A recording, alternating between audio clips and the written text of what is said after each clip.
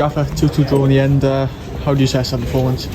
Frustrated, very frustrated. We started so well again, and it's frightening how good we are in that little spell. You're never going to have a 90 minutes, and it's the things that we do when we're not quite on top that are just not quite good enough at the moment. And then, to be fair to Yate, after that spell in the first 30 minutes, Zach Drew scores a good goal, and then they come into it and they're on top probably for the middle third of the game, and then the end, both teams are going for it. And look, we've had enough chances, even when we weren't on top and weren't dominant. Kurt's gone in as he tried to square it, I'm not sure, and Norm's gone in and missed the ball. And the first half, I don't think Rick's offside when he scores with his left foot, and we've got the byline and we're cutting it back and we're not finding that final pass, and so many opportunities to.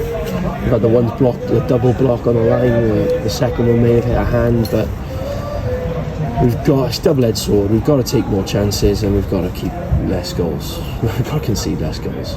And on the instant, you probably had a difficult view to see whether there's a penalty or not, but what was your thoughts when you first seen it?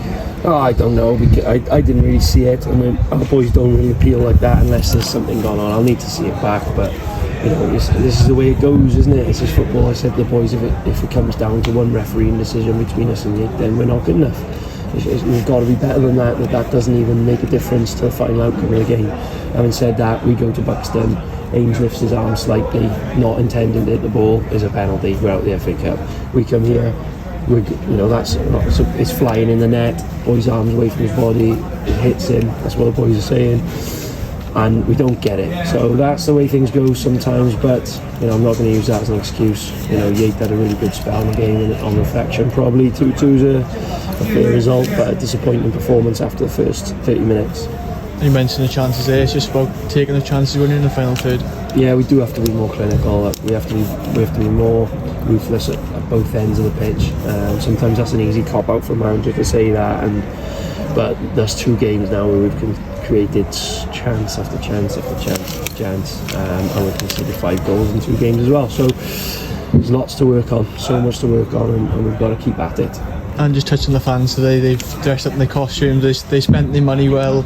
Just what have we got to say about them again? Absolutely superb, and that's why it hits so hard, to be honest. That's why it hits even harder than probably what it would. I want us to really push and climb the table, and then when you see those guys who are spending their money on getting here, the outfit, getting in, they've probably done 50 quid before they even bought a pint today. So, we massively appreciate that, and we want to do. All I can say is that we'll show the supporters we're all doing our absolute best for them and for the club at the moment. Things are not quite gone for us in the last 2, but we'll keep going, and maybe that run of wins is only round the corner. Yeah, looking forward. As much as you wanted to get back to winning ways today, we have to wait another 7 days for Swindon at home. We just got to regroup and go again, really. Yeah, tough game. Another tough game. They come thick and fast.